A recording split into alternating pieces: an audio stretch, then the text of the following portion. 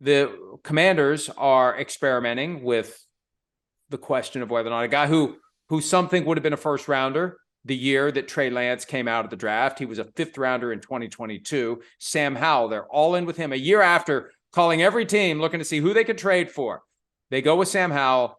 Here is Sam Howell, the new QB1 for the Commanders, talking about his new offensive coordinator who's going to be expected to get the most out of Howell, Eric Bieniemy. He's very hard on us, and he sets a high standard, as you guys can probably tell by being out here at practice. But that's what we want. We want to be coached hard, and we want to play for someone that has a high standard. And it's been good. Obviously it's a really good system, and I think it'll be a good way for us to use the weapons that we have. We have a lot of really good weapons, so I'm excited.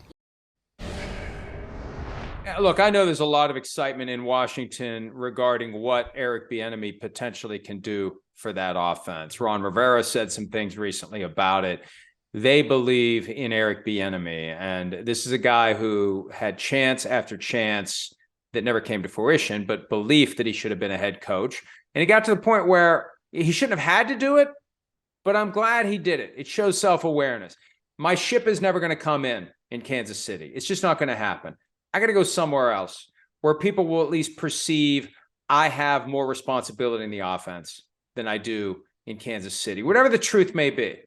He's changing the construct enough to maybe get people to notice I could be a pretty good coach. Right. So maybe it will happen for him after a year or two in Washington when it felt like it was never going to happen, even though it happened for Doug Peterson.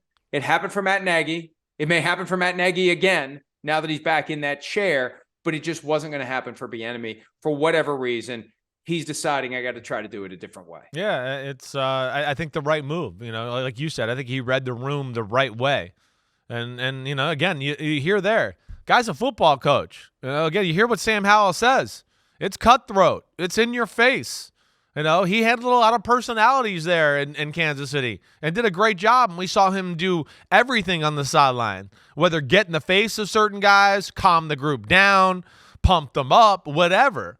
I think he's got a great feel for that. I think that maybe he doesn't always, kick butt in the meetings with the owners. And he's not a political animal that way. Might not always say all the things they want to hear. He keeps it real all the time. I think that's hurt Eric Bieniemy. But damn, I'm kind of excited about the potential of what the Commanders can be on offense. I am. I'm excited to see what Sam Howell can be.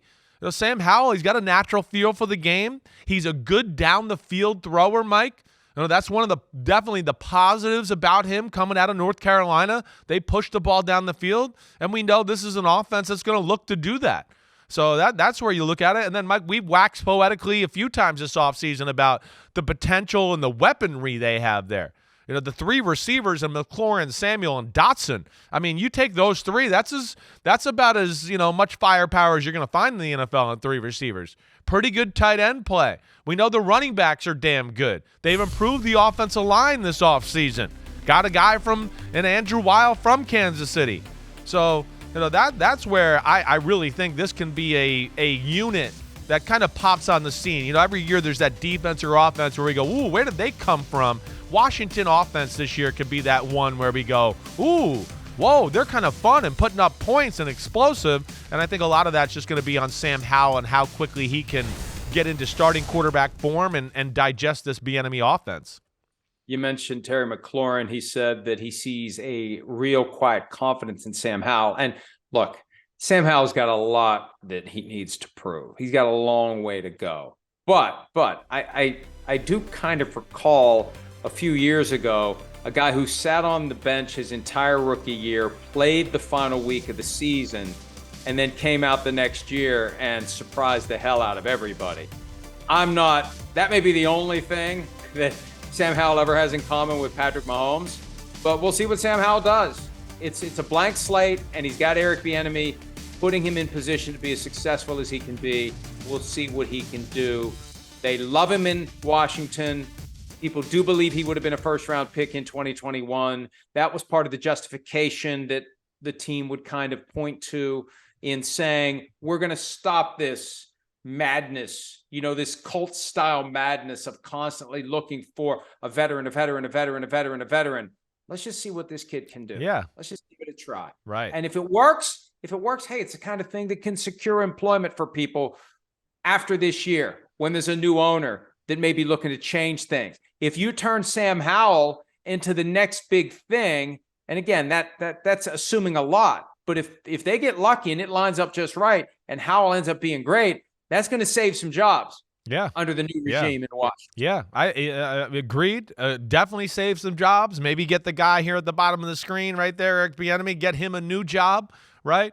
And I think that this could be something that we continue to see. Hey, like you said, the hell with paying we kind of know what this quarterback is, and it's not that great, but we're going to pay him $28 million because we need it.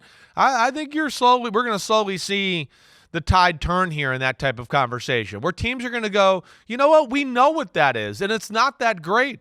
So let's go with something here where we see a little talent, and I think like both in Washington and Atlanta, right, I've heard the same thing used by people in both organizations. We think he's made of the right stuff, right? So they see things in the personality traits, the way he handles the quiet confidence McLaurin's talking about, the way he handles player situations, that they go, we see something here that we've seen in other quarterbacks that have been successful, and we're going to give it a chance, even though the hype might not be around him and he might be a household name. And I give Washington credit for that. I give Atlanta credit for that too. And I think this could be if it works out, I think this could be something that teams really start to look at doing more and more. Hi, it's Mike Florio. Thanks for watching PFT on YouTube. Hit subscribe for the latest news and analysis from Pro Football Talk.